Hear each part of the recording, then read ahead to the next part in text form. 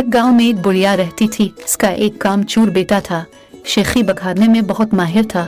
इसको शेख चली के नाम से पुकारा जाता था। बुढ़िया मेहनत मजदूरी करके अपना और अपने बेटे का पेट भरती थी। एक दिन बुढ़िया बीमार हो गई। घर में खाने को कुछ न था। रात को माँ बेटा दोनों ने फाका किया। अगले दिन माँ ने कहा, अब तुम कुछ काम करो, जंगल से लकड़ियाँ ही लाकर बेच दिया करो ताकि गुजर औकात हो सके। शेख चली ने जंगल की राली जो दरख्त उसके रास्ते में आता वह इससे पूछता, मैं तुझे काट लूँ या नहीं। किसी दरख्त ने भी इसका जवाब ना दिया। शाम होने को थी। शेख चली घर वापस आने का इरादा कर ही रहा था कि एक दरख्त नजर आया। इसने पास जाकर पूछा, मैं तुझे काट लूँ? दरख्त बोला, हाँ काट ले, मगर एक नसीहत करता हूँ। मेरी लकड़ी से पलंग बनाना और बादशाह के दरबार में ले जाना। अगर बादशाह उसकी कीमत पूछे तो कहना कि पहले एक दो रातें इस पर सोए, फिर अगर मुनासिब समझे तो खरीद ले।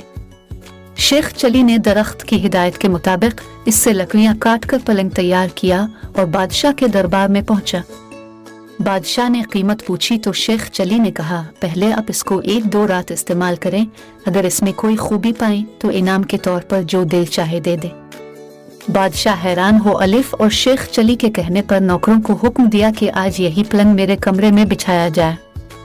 रात हुई। बादशाह इसी पलंग पर सोया तो आधी रात को पलंग का एक पाया बोला, आज बादशाह की जान खतरे में है। दूसरे ने कहा, वो कैसे? तीसरा बोला, बादशाह के जूते में काला सांप था। चौथे ने कहा, बादशाह को चाहिए कि सुबह जूते को अच्छी तरह झाड़ कर पहने।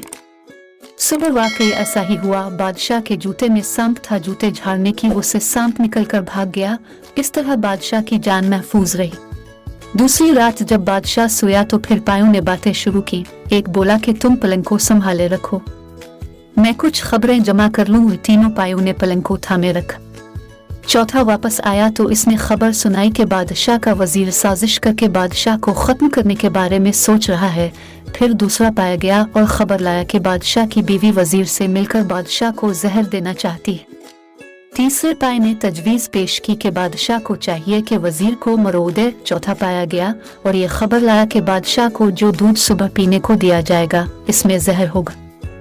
बादशाह ये सब कुछ सुन रहा था। सुबह उठकर जब उसे दूध दिया गया तो इसने ना पिया बल्कि एक बलि को पिला दिया।